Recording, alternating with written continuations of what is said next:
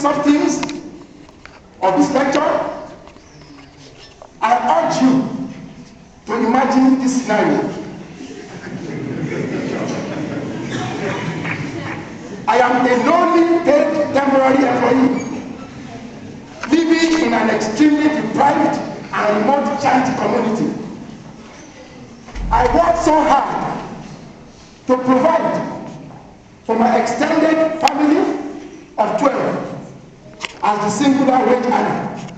Yet, my efforts seem insignificant. With no reliable transport system, no electricity, no sewerage,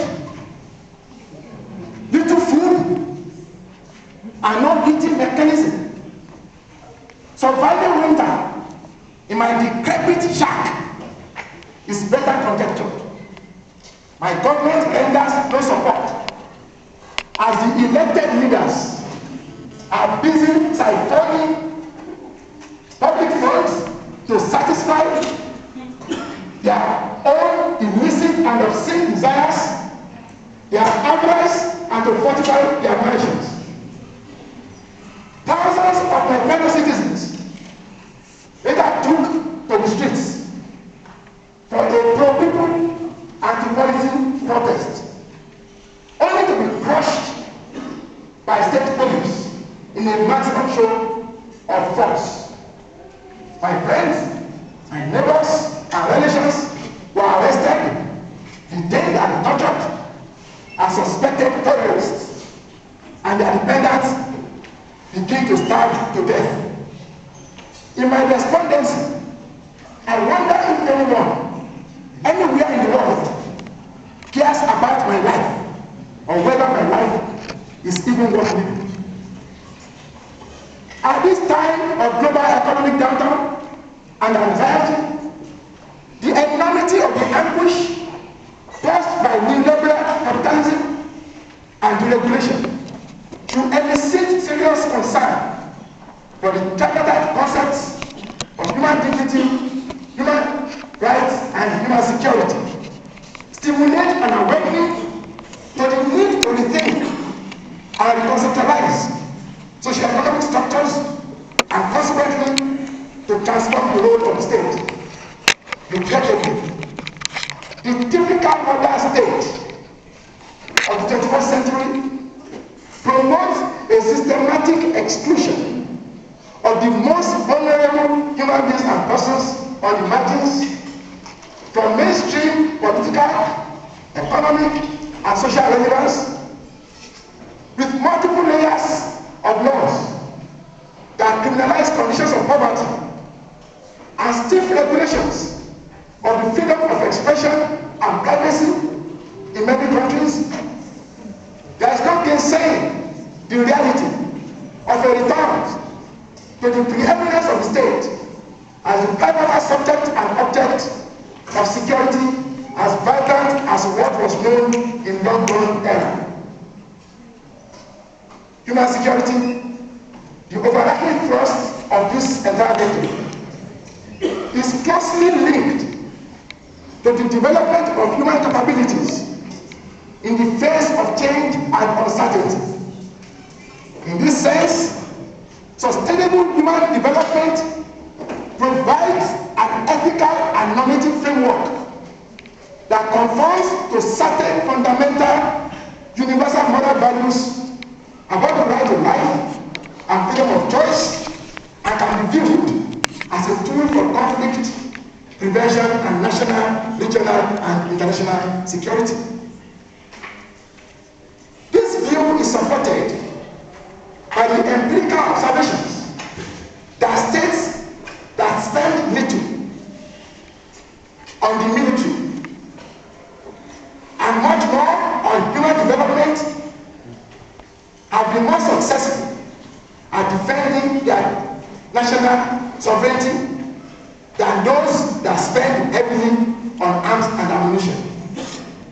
To illustrate this point, the relatively peaceful experiences of low defense spenders, such as Botswana, Costa Rica, Mauritius, and Sweden, among others, can be compared with the conflicts afflicting high military spenders such as Iraq, Israel, Myanmar, Nigeria, Sudan, and Syria, just to mention a few.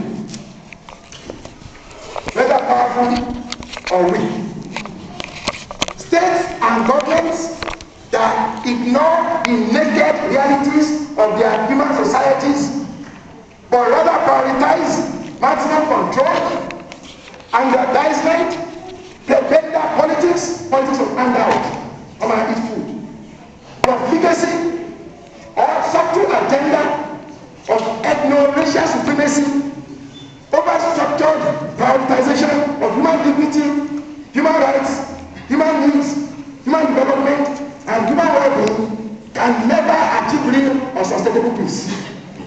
What more?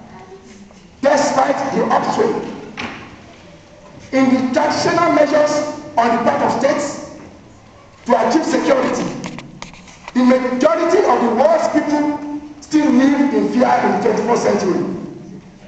And neither supposedly powerful states nor relatively weaker states have any sense of better security as the heightened surveillance and military spending in Afghanistan, the US, the EU, Nigeria, Iraq, Colombia, and numerous others will confirm.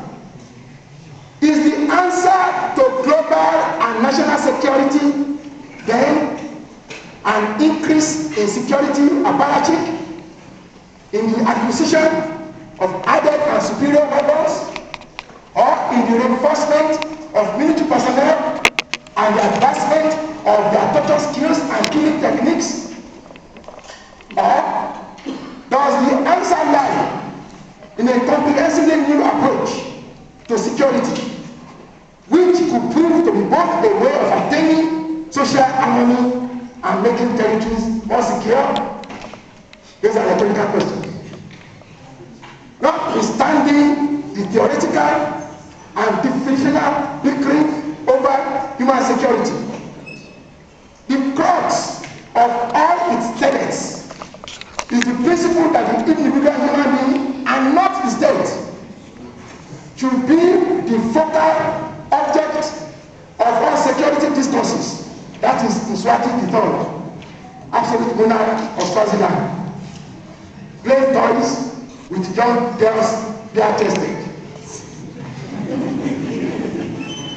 This is the arterial nerve that connects the tripartite concepts of human rights, human dignity, and human security into a closely woven fabric.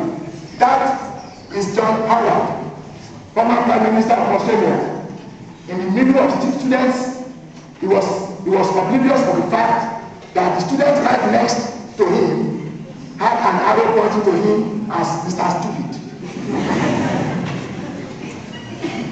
The lesson learned is that we must not limit the historical, legal, and philosophical foundations of human security to UN documents and similar instruments as the concept's validity antedates them all. It existed before they came. What, for instance, was the whole essence of the stiff resistance put on by various tribal and indigenous peoples in different lands against the expansionist colonial projects of times now forgotten? After all, neither did the villaged villagers in pre-colonial times consult letter codes before resisting the onslaught of slave raiders, nor did the radical leaders of decolonization warfare in Africa, Asia, and the Americas seek legalistic validation for their antagonism to colonial enterprise. Among the Malagasy people, there is a proverb that says, poverty won't allow him to lift his head. Dignity won't allow him to bow it down. Just as the resistance struggles of bygone era were not founded on codified instruments, but rather on innate moral persuasions. So must the current struggles for the security of human beings extricate themselves from the lacuna of holistic, direct codifications against poverty, homelessness, official secrecy, and repression, grand corruption, human trafficking, and all the conditions that give rise to this phenomenon. Fortunately, the task of the present times is relatively simpler in that even in the absence of a distinctly enforceable international law notion of human security, there are veritable pathways to achieving its ends through recourse to existing binding norms within international, regional, and national systems.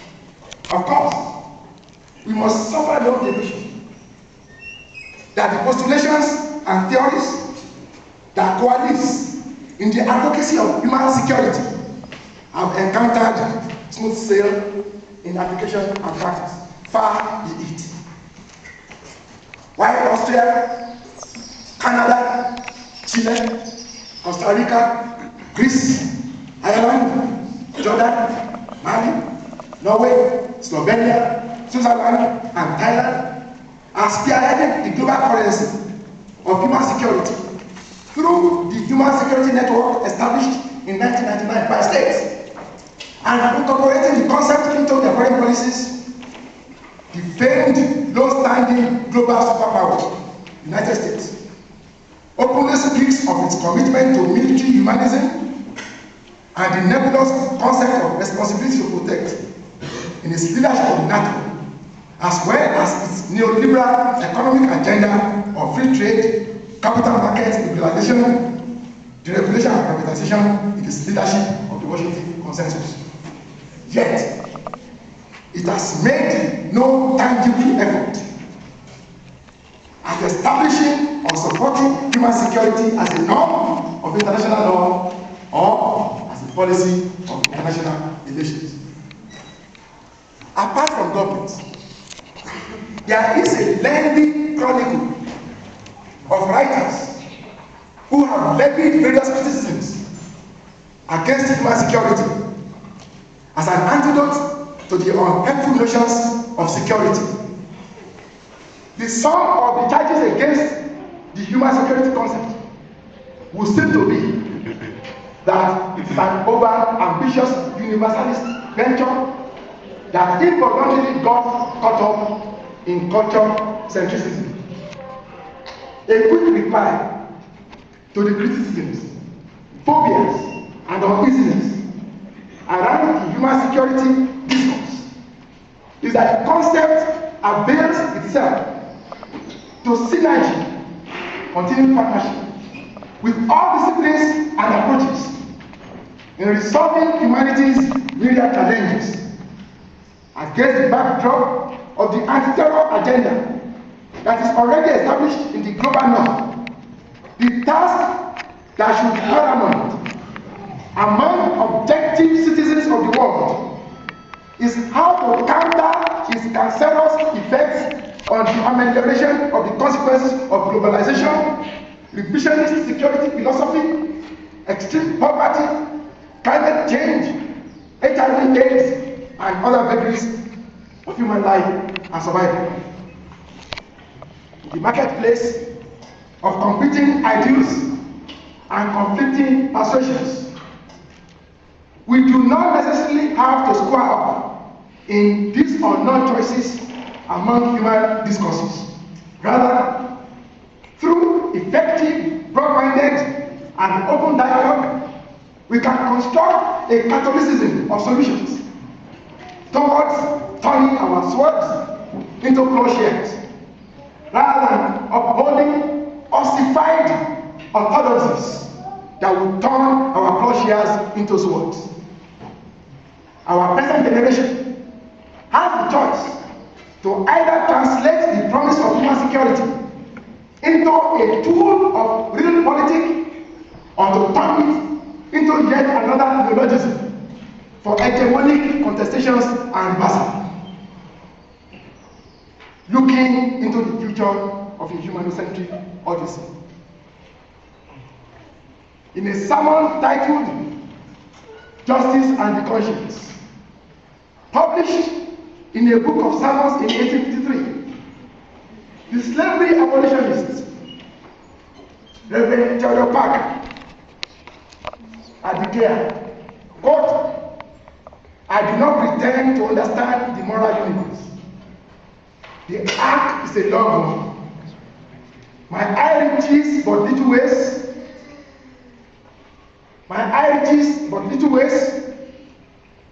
But I cannot calculate the curve and complete the figure by the experience of sight.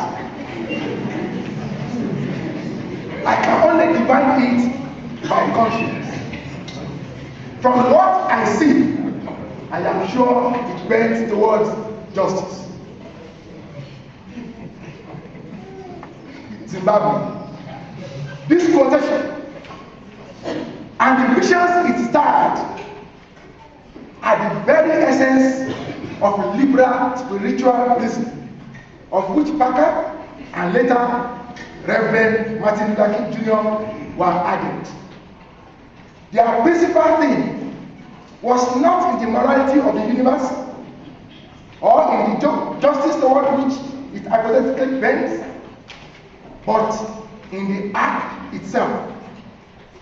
That act is the inspired realism of both men's visions, because they understood that within the act there were axiomatic truths that should enable all human beings to enjoy inalienable rights expressed through compassion and love for other human beings. This understanding further validates and advances the human security idea for the modern world. The construction of just and egalitarian societies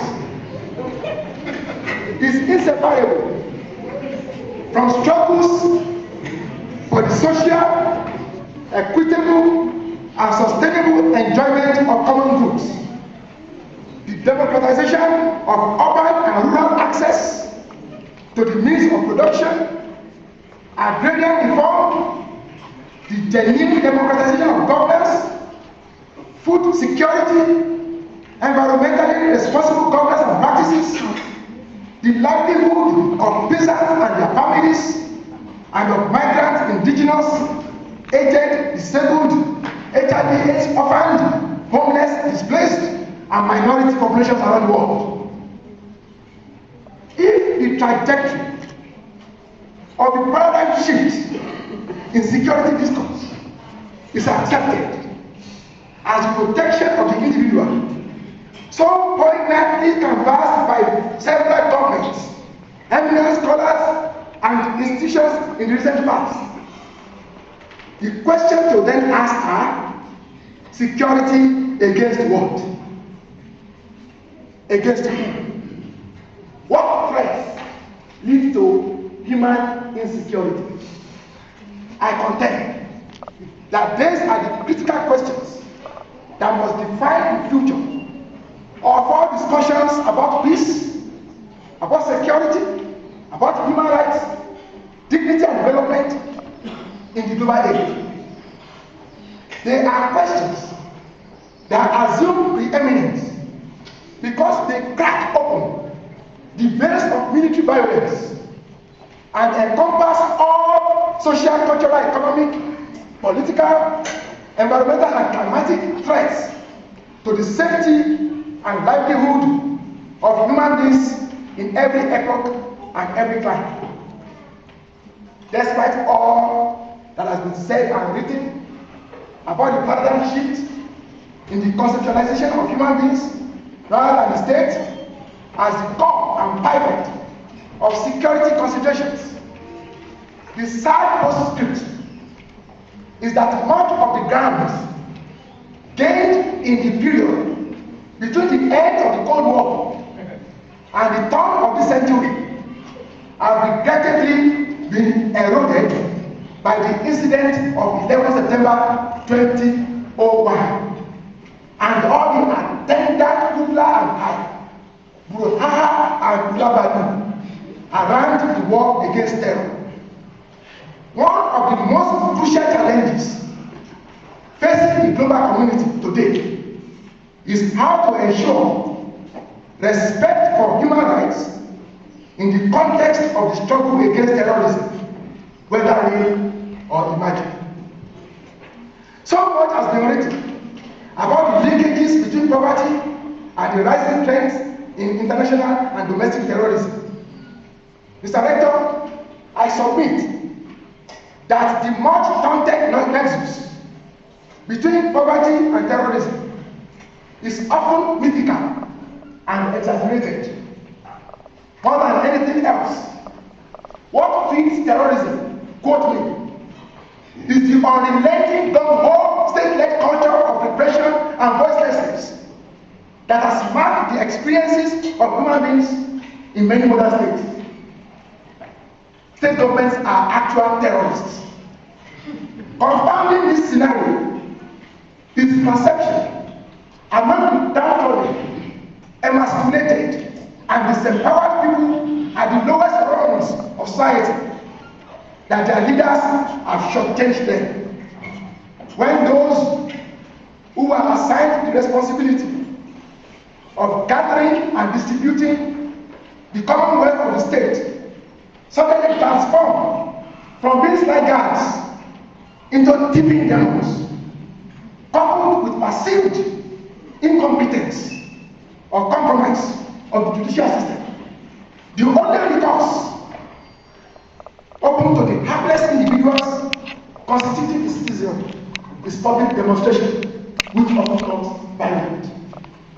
I submit that there is no greater menace of terrorism than that which elected officials in several countries of the world are perpetrating against their own people in this age. Mr. Rector, I am sure the minds of South African listeners will be hoping alternative between the slaughter of Andries Tatani and the massacre of mine workers in Marikana just exactly 1 week ago. The global trends of governments decimating, governments killing their own people outweigh our immediate data. For as long as the powerhouses of the 21st century will not recognize that the disjuncture between economic globalization and social justice needs more urgent attention and rectification, for as long as they fail to envision and embrace the concerted ideal to be tough on terrorism and equally tough on the conditions which lead people to believe